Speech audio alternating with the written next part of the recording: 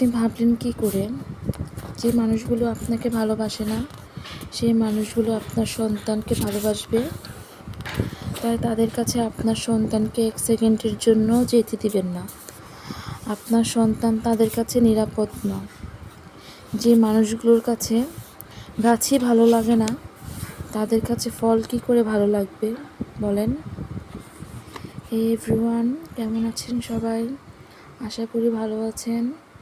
আজকে আমি রান্না করব খাসির মাংস। তার জন্য খাসির মাংসগুলো ভালো মতো ধুয়ে একটা বলে নিয়ে নিয়েছি। তারপর সামান্য পেঁয়াজ কুচি দিয়ে দিয়েছি, মরিচের গুঁড়ো, হলুদ গুঁড়ো, জিরে গুঁড়ো, ধনে গুঁড়ো দিয়ে ভালো মতো মাখিয়ে নিব। এই যে রসুন বাটা, আদা বাটা, এখন দিয়ে দিয়েছি দারচিনি, এলাচি, লবঙ্গ, গোলমরিচ একসাথে বেটে নিয়েছি, সেটা, লবণ, তেল দিয়ে এখন ভালো মতো মাখিয়ে নিব। যে কোনো জিনিস হাতে মাখিয়ে রান্না করলে খুবই ভালো লাগে খেতে। আমি কষিয়েও রান্না করি, কিন্তু আজকে মন চাইলো হাতে মাখিয়ে রান্না করি। মাখানোর পরে বুঝলাম হাতের জ্বলা কাকে বলে। মরিচ মেখেছিলাম তাই হাত প্রচণ্ড জ্বলেছিল।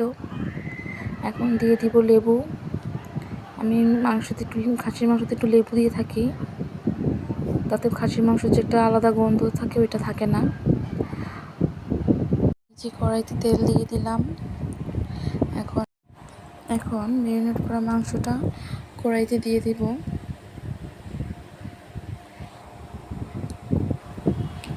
এখন নাড়াচাড়া দিয়ে মাংসটা ঢেকে দিব। এই যে মাংস কষানো শেষ আমার। মাংসর থেকে প্রচুর পরিমাণে পানি উঠেছিল, সে পানিগুলো শুকিয়ে নিয়েছি আর আমার মাংস সিদ্ধ হয়ে গিয়েছে।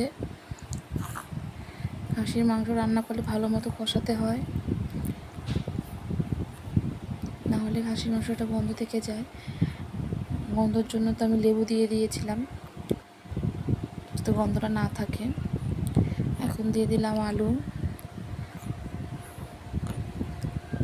আলুটাকে ভালো মতো কষিয়ে নিব।